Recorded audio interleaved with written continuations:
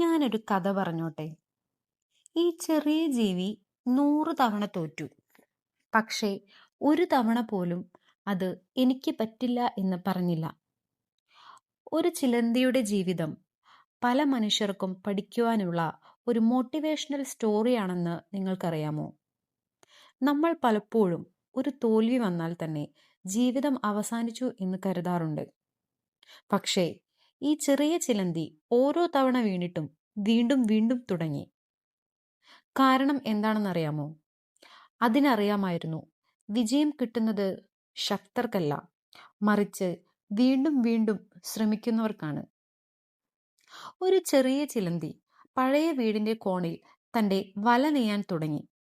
ഓരോ തവണയും അത് കഷ്ടപ്പെട്ട് വല പൂർത്തിയാക്കുമ്പോൾ കാറ്റ് വന്ന് അതിനെ പൊളിച്ചു കളയും. ഇല്ലെങ്കിൽ മഴ വന്ന് നശിച്ചു പോകും. അതുമല്ലെങ്കിൽ ആളുകൾ തട്ടി നീക്കും. പലതവണ പരാജയപ്പെട്ടിട്ടും ആ ചിലന്തി വല നെയ്യുന്നത് നിർത്തിയില്ല. ഓരോ തവണയും അത് വീണ്ടും വീണ്ടും ചെയ്തുകൊണ്ടേയിരുന്നു, സഹനത്തോടെ. ഒടുവിലൊരു ദിവസം വലിയൊരു മഴ പെയ്തു. എന്നാൽ അതിന്റെ വല മാത്രം അന്ന് തകർന്നില്ല. അപ്പോൾ അത് മനസ്സിലാക്കി, വിജയം എന്നത് ഒരിക്കലും വീഴാത്തവർക്കല്ല, മറിച്ച് വീണിട്ടും വീണ്ടും വീണ്ടും എഴുന്നേൽക്കുന്നവർക്കാണെന്ന്. ജീവിതവും അതുപോലെയാണ്. ഇന്ന് നമുക്ക് തോൽവി വന്നാലും ആളുകൾ നമ്മെ ചെറുതായി കണ്ടാലും വീണ്ടും ചെയ്യാനുള്ള ധൈര്യമുണ്ടെങ്കിൽ ഒരു ദിവസം വിജയം നമ്മുടെ വാതിലിൽ തട്ടും. ആളുകൾ നമ്മെ വിലക്കുറച്ച് കാണാം. ചിലപ്പോൾ നമ്മുടെ പരിശ്രമം ആരും ശ്രദ്ധിക്കാതിരിക്കും. പക്ഷേ വീണ്ടും തുടങ്ങാനുള്ള മനസ്സ് നഷ്ടപ്പെടാത്തവർക്ക് ഒരു ദിവസം ജീവിതത്തിൽ ഉറപ്പായും വിജയം ലഭിക്കും. ചിലന്തി നമ്മെ പഠിപ്പിക്കുന്ന ഒരു കാര്യം, സ്ലോ ആയാലും നിർത്താതെ മുന്നോട്ട് പോയാൽ ഒരു ദിവസം നമ്മൾ ലക്ഷ്യത്തിലെത്തും.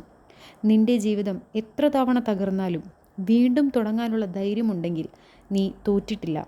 ഒരു ദിവസം നീ നിന്റെ വിജയം ആസ്വദിക്കും. ജീവിതത്തിൽ പലരും നിനക്കത് പറ്റില്ല എന്ന് പറയും. ചിലപ്പോൾ സാഹചര്യങ്ങളും നിന്നെ തകർക്കാൻ ശ്രമിക്കും.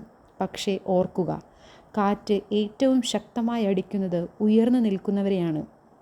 അതുകൊണ്ട് വീണാൽ കരയാം, ക്ഷീണിച്ചാൽ ഒന്ന് നിൽക്കാം. പക്ഷേ ഒരിക്കലും സ്വപ്നം ഉപേക്ഷിക്കരുത്. കാരണം വിജയിക്കുന്നവർക്ക് ഒരു പ്രത്യേക ശക്തിയില്ല. അവർക്കുള്ളത് വീണ്ടും ശ്രമിക്കാനുള്ള മനസ്സ് മാത്രമാണ്. ഇന്ന് നിന്റെ കഷ്ടപ്പാട് ആരും കാണാതിരിക്കാം. പക്ഷേ ഒരു ദിവസം അതേ ആളുകൾ തന്നെ നിന്റെ വിജയത്തിന്മേൽ കൈയടിക്കും. അതുവരെ നിർത്താതെ മുന്നോട്ട് പോവുക. നാളത്തെ നല്ലതിനായി എല്ലാവർക്കും ഒരുമിച്ച് പരിശ്രമിക്കാം.